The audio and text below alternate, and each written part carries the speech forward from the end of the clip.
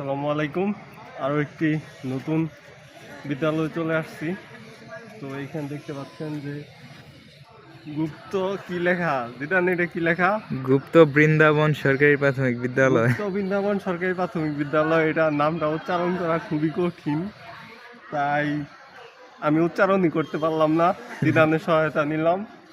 আর এইটা স্থাপিত দেখতে পাচ্ছেন যে 1995 বলে 65 খ্রিস্টাব্দ। আর পুনর্নির্মাণ হয়েছে 2020-21। উপজেলা ঘাটাইল, জেলা টাঙ্গাইল। টাঙ্গাইল জেলাতে। তো অনেক দূরে আমরা চলে আসছি বেড়াইতে। 13 কিলোমিটার। সরকারি প্রাথমিক বিদ্যালয়ের এটা নতুন হইলেও ওই পাশে পুরাতন। আর এইখানে ভোট কেন্দ্র হয়েছিল মেবি, কারণ ওইখানে সিসি ক্যামেরা এখনো লাগানো আছে, যে দেখতে পাচ্ছেন এই সামনেও সিসি ক্যামেরা।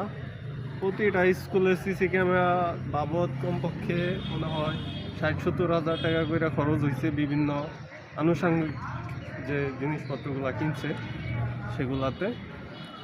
তো অনেক জায়গায় দেখলাম যে সিসি ক্যামেরা থাকাকালীনও কিছুটা সমস্যা হয়েছে, আবার অনেক জায়গায় হয় নাই। তো আমরা যেহেতু মোটামুটি গ্রাম পর্যায়ে, আমাদের এইদিকে কোনো সমস্যা হয়নি। আর এটা একটা বাজারের কাছাকাছি পড়ছে আর কি। আমরা চলে আসছি। আর জিদান একটু দেখাই দিই। জিদান আজকে পুরাটা নায়ক দেখতে পাচ্ছেন, বিশাল অবস্থা। এই যে এইখানে সেচুর দিতাম, যদি ছোট হইতাম এইখানে ওইটা একটা সেচুর দিয়া দিতাম, কিন্তু সেই বয়সটা আর নাই। না না না, দোলা উড়বো আর ভাঙবো।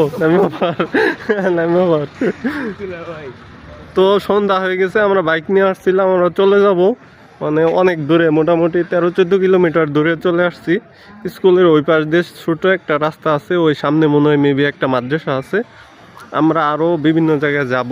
এইখানে এটাও অনেক পুরনো স্থাপনা, এখানে একটা সোলার সিস্টেম আছে দেখতে পাচ্ছেন। তো এই ভিডিও এই পর্যন্তই, টাটা।